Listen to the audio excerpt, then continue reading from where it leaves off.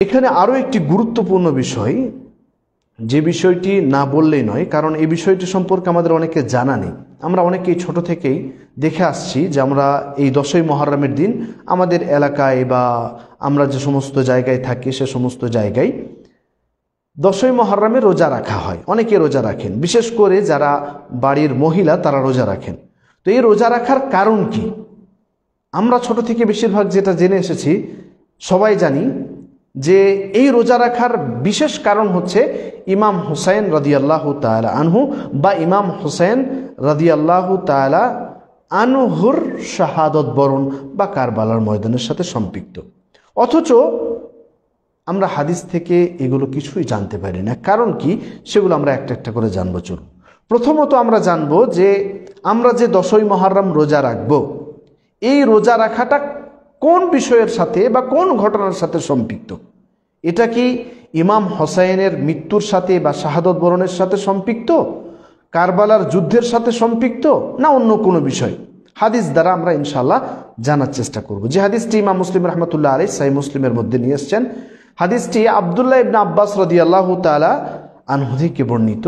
আল্লাহ রাসূল সাল্লাল্লাহু আলাইহি ওয়াসাল্লাম মদিনায় হিজরত করে যখন এলেন, উপরের হাদিসে আমরা দেখলাম সেখানে আল্লাহ রাসূল সাল্লাল্লাহু আলাইহি ওয়াসাল্লাম যখন মক্কায় ছিলেন তখন তিনি রোজা রাখতেন, কারণ কুরাইশরা তখন এই রোজা রাখতো জামানে জাহেলিয়াতে। তো মদিনায় যখন চলে এলেন তখনও দেখলেন যে ইহুদিরা এখানে রোজা রাখছে। মক্কাতে কুরাইশরা রোজা রাখছে, মদিনাতে এসে দেখছেন ইহুদিরা এই আশুরার দিন অর্থাৎ 10ই মুহররমের দিন রোজা রাখছে। তখন আল্লাহ রাসূল সাল্লাল্লাহু আলাইহি ওয়াসাল্লাম তাদেরকে কারণ জিজ্ঞাসা করলেন যে তোমরা যে এই 10ই মুহররমের দিন রোজা রাখছো, এটার কারণ কি? কি কারণে তোমরা এই 10ই মুহররমে রোজা রাখছো? তখন তারা কারণ উল্লেখ করেন। তারা কারণ উল্লেখ করছেন, হাদা ইয়াউমুন আযীম, এই দিনটি অত্যন্ত গুরুত্বপূর্ণ এবং মহান দিন। কারণটা কি? আনজাল্লাহু ফীহি মূসা ওয়া কওমাহু, কারণ এই দিনে মূসা আলাইহিস সালাতু ওয়াস সালামকে এবং তার সম্প্রদায়কে নাজাত দেওয়া হয়েছিল, পরিত্রাণ দেওয়া হয়েছিল। কার হাত থেকে? আমরা সকলেই জানি, ফেরাউনের হাত থেকে। ওয়াগাররাকা ফিরআউন ওয়া কওমাহু, এবং ফেরাউন এবং তার সম্প্রদায়কে মিটিয়ে দেওয়া হয়েছিল, সমুদ্রে ডুবিয়ে দেওয়া হয়েছিল। তো ফাসামাহু মূসা শুকরান, মূসা আলাইহিস সালাতু ওয়াস সালাম তিনি এই দিন যে এত বড় একটি নাজাত পেলেন, ফেরাউনের হাত থেকে বেঁচে গেলেন, তার সম্প্রদায়কে নিয়ে চলে গেলেন। তো তার সম্প্রদায়কে নিয়ে বেঁচে যাওয়ার জন্য আল্লাহ তাআলার কাছে শুকরিয়া জ্ঞাপন করার উদ্দেশ্যে তিনি এদিন রোজা রেখেছিলেন। আমরা যেরকম সাধারণভাবে কোনো সময় যখন কিছু করি, যদি হঠাৎ করে আমাদের কিছু একটা বড় কিছু আমরা পেয়ে যাই বা কোনো একটা অঘটন থেকে আমরা বেঁচে যাই, তাহলে আমরা আল্লাহ তাআলার শুকরিয়া আদায় করি। সেটা আলহামদুলিল্লাহ দিয়ে হোক বা শুকরানার সেজদা দিয়ে হোক বা 2 রাকাত সুন্নাত নামাজ পড়ে হোক। সেরকমভাবে মূসা আলাইহিস সালাতু ওয়াস সালাম তিনি এই 10ই মুহররমের দিন তিনাকে ফেরাউনের হাত থেকে আল্লাহ সুবহানাহু ওয়া তাআলা নাজাত দিয়েছেন। ফলে সেদিন তিনি আল্লাহ তাআলার শুকরিয়া আদায় করেছেন রোজা রেখে, এই দিন রোজা রেখেছেন। তখন আল্লাহ রাসূল সাল্লাল্লাহু আলাইহি ওয়াসাল্লাম যখন এই কারণটি শুনলেন, তখন তিনি বলছেন, ফাকাল রাসূলুল্লাহ সাল্লাল্লাহু আলাইহি ওয়াসাল্লাম ফানাহনু আহাক্কু ওয়া আউলা বিমূসা মিনকুম, মূসা আলাইহিস সালাতু ওয়াস সালামের আদর্শের বা তার অনুসরণের দিক থেকে আমরা বেশি হকদার তোমাদের থেকে, ফলে আমরাও 10ই মুহররম রোজা রাখব। তাহলে এই হাদিস থেকে স্পষ্ট ভাষায় বুঝতে পারা যায় যে এই 10ই মুহররমের দিন যা কিছু আমাদের দেশে করা হয় সেগুলো সম্পূর্ণ, প্রথম কথা, বিদআত, ভুল। দ্বিতীয়ত, 10ই মুহররমের দিন আমরা যে রোজা রাখব বা 10ই মুহররমকে কেন্দ্র করে যা কিছু ইবাদতের কথা আল্লাহ রাসূল বলেছেন সেগুলো করব, সেটা কার সাথে সম্পৃক্ত? সেটা ইমাম হোসাইনের সাথে সম্পৃক্ত? না, ইমাম হোসাইনের সাথে এটার কোনো সম্পর্ক নেই, কারবালার ময়দানের সাথে কোনো সম্পর্ক নেই। এটার শুধুমাত্র সম্পর্ক হচ্ছে মূসা আলাইহিস সালাতু ওয়াস সালামের সাথে। কারণ মূসা আলাইহিস সালাতু ওয়াস সালামকে আল্লাহ সুবহানাহু ওয়া তাআলা তিনি ফেরাউনের হাত থেকে নাজাত দিয়েছিলেন এই 10ই মুহররমের দিন। আর মূসা আলাইহিস সালাতু ওয়াস সালাম তিনি সেদিন শুকরিয়া আদায় করতে গিয়ে রোজা রেখেছেন, এবং মূসা আলাইহিস সালাতু ওয়াস সালামের সম্প্রদায় তারাও রোজা রেখেছেন। জামানায় জাহিলিয়াতেও এই রোজাটি রাখা হতো। আল্লাহ রাসূল সাল্লাল্লাহু আলাইহি ওয়াসাল্লাম তিনিও বললেন যে এই রোজা আমরা বেশি হকদার, অতএব আমরা এই রোজা রাখবো। তখন আল্লাহ রসুল সাল্লাল্লাহু আলাইহি ওয়াসাল্লাম তিনি ফাসামাহু রাসূলুল্লাহ সাল্লাল্লাহু আলাইহি ওয়াসাল্লাম, রসুল সাল্লাল্লাহু আলাইহি ওয়াসাল্লাম তাই এই 10ই মুহররম রোজা রাখতেন। ও আমারা বিসিয়ামিহি, এবং এই 10ই মুহররমের দিন রোজা রাখার জন্য আদেশ করলেন। তাহলে স্পষ্ট ভাষায় বুঝতে পারলাম যে এই রোজা রাখার সম্পর্কটা হচ্ছে মূসা আলাইহিস সালাতু ওয়াস সালামের সাথে।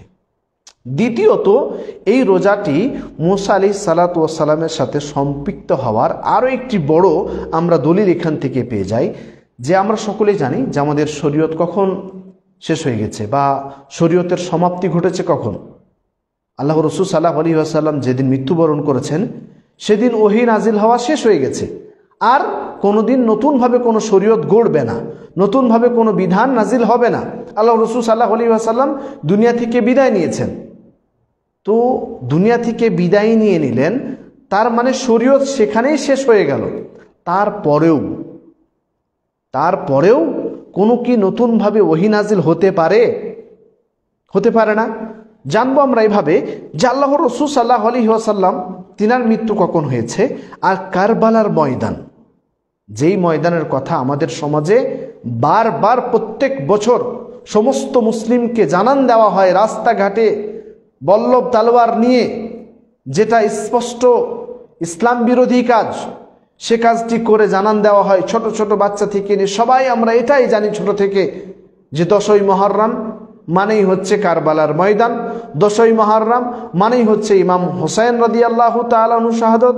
আমরা কোনোদিন একথা জানার চেষ্টাই করলাম না যে 10ই মুহররমটি আল্লাহ তাআলা বা আল্লাহ রসুল সাল্লাল্লাহু আলাইহি ওয়াসাল্লাম তিনি যে গুরুত্ব এবং তার ফজিলত বর্ণনা করেছেন রোজা রাখার, বিশেষ করে সেটা কার সাথে সম্পর্ক? সেটা কি ইমাম হুসাইনের সাথে সম্পর্ক বটে?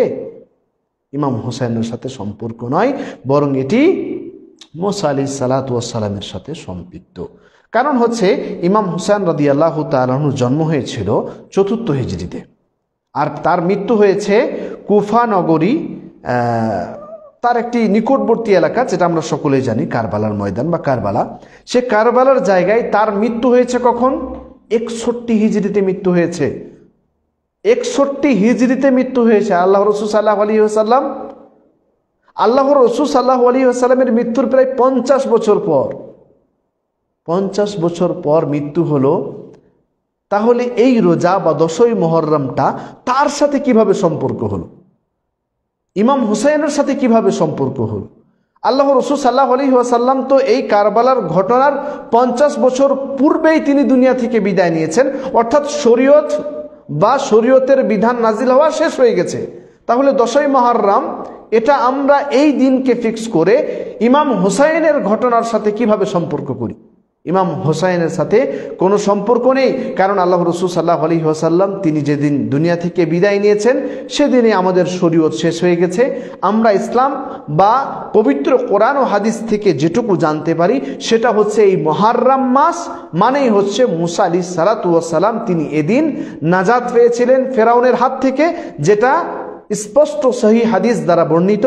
এবং এদিনে আল্লাহ রসুল সাল্লাল্লাহু আলাইহি ওয়াসাল্লাম তিনি রোজা রেখেছিলেন এবং ইহুদিদের মুখালিফাত করতে গিয়ে তিনি 9 তারিখের রোজা রাখারও কথা বলেছেন। ফলে আমরা 9 তারিখ আর 10 তারিখের দিন রোজা রাখবো। বিশেষ করে 10 তারিখের দিন রোজা রাখার ফজিলত বর্ণনা করতে গিয়ে আল্লাহ রসুল স্পষ্ট ভাষায় বলেছেন যে 10 তারিখে কেউ যদি রোজা রাখে আশুরার রোজা, তাহলে সেই ব্যক্তির বিগত 1 বছরের সমস্ত সাগীরা গুনাহ মাফ হয়ে যাবে। তাহলে আমরা এখান থেকে স্পষ্ট ভাষায় বুঝতে পারলাম যে এই আশুরার রোজার ফজিলত কি, আশুরার রোজার হুকুম কি, এবং আশুরার রোজা যেটা রাখা হয় বা আমরা রাখি সেটা কোন ঘটনার সাথে সম্পৃক্ত। সেটা কি কারবালার ঘটনার সাথে সম্পৃক্ত না মূসা আলাইহিস সালাতু ওয়াস সালামের সাথে সম্পৃক্ত? যাই হোক, আল্লাহ তাআলা আমাদের সকলকে ইসলামকে সঠিকভাবে বুঝার এবং তার উপর আমল করার তৌফিক দান করুন। আমিন।